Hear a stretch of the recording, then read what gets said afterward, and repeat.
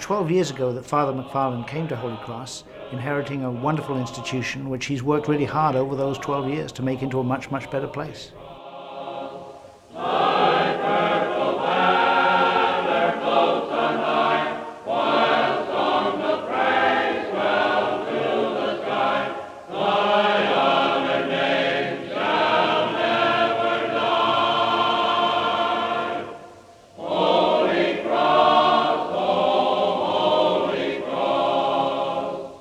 When I think about Father McFarland as an individual.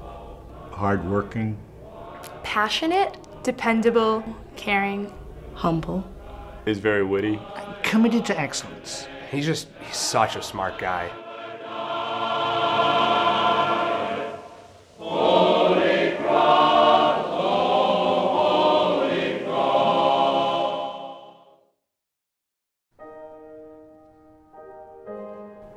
I never forget sitting in the Mass of the Holy Spirit freshman year and listening to his homily, and it was the first time I'd really ever heard him speak, and he was saying that allow yourself to be captured by something at Holy Cross.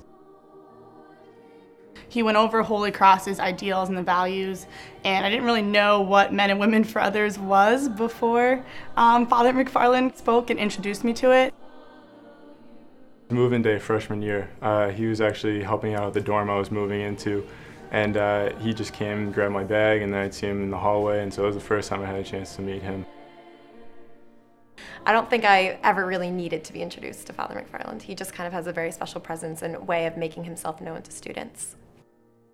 He studied computer science, and that to me was pretty incredible. I had no idea, and the idea of kind of balancing that faith, that Jesuit tradition, with something that's so advanced.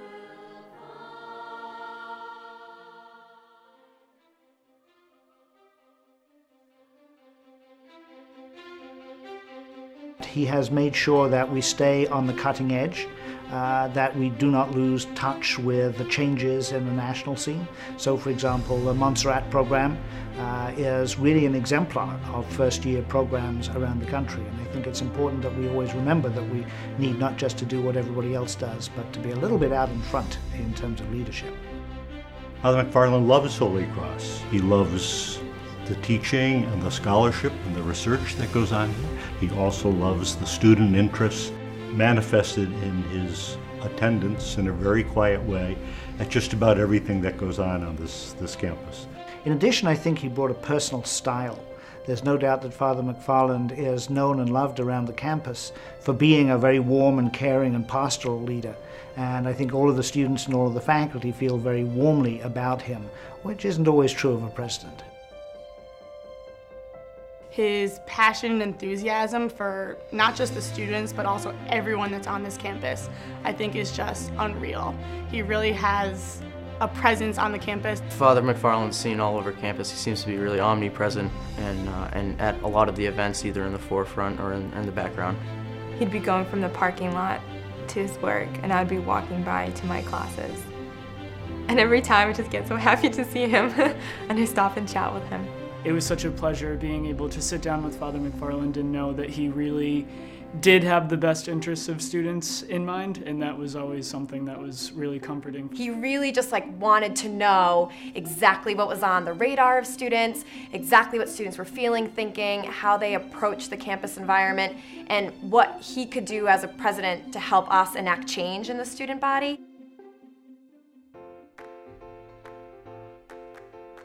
He really listened and heard students over years saying, we need more space for just gathering, just socializing, just being students, and having a chance to interact with our peers and interact with other members of the faculty and the administration, to have the environments where we can learn that is outside of the classroom. We've made it more intimate, where people can sit outside and have classes and drink coffee and together. And that is all part of Father McFarland's initiatives. With the new dormitories, the new science center, sports fields, really developed the campus and brought it up to date. It's easy but wrong to believe that if you just have excellent teachers, they can teach anywhere and do a good job. The fact of the matter is that facilities do matter, and particularly in areas like the sciences and the arts, you have to have good spaces in which to do your teaching. When Father McFarland came here, he immediately recognized that the facilities in the sciences were not adequate, and we set about correcting that problem.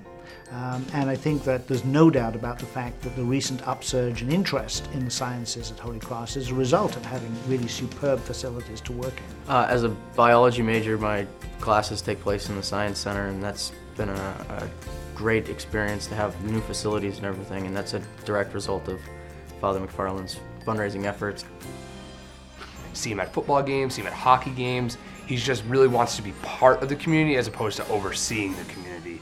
And when that mentality comes from your leadership, it really it transcends all aspects of campus. You really get the sense that he cares a lot about, the students that go here. He's not just, running a business. I remember walking into Kimball for midnight breakfast, and all of a sudden you see McFarland in the serving line. Everybody starts, oh, there's McFarland, there's McFarland. Through multiple interactions and conversations, he's really taught me a lot about not like academics or what it means to, excel in school, but more so just like ideas and values that I know I'll take with me beyond Holy Cross.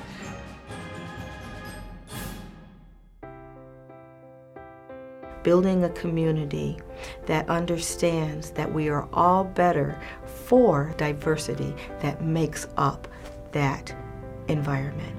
And understanding that it is a part of our mission as an institution to prepare all students for a very global, diverse world. As a Jesuit, he has an interest in the more, the magis, going the extra mile in terms of the people who come here to teach and to the people who come here to staff our facilities, in the students who come here near and far to study here and to be enriched by what we have to offer, and to enrich us by what they bring, their diversity.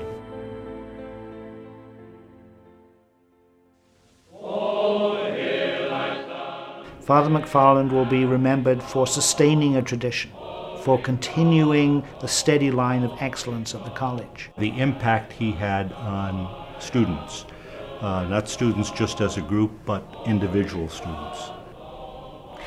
His presence. His presence. He really has given us a gift and been captured by Holy Cross, and it's something that I'm very thankful for to have been here during his tenure.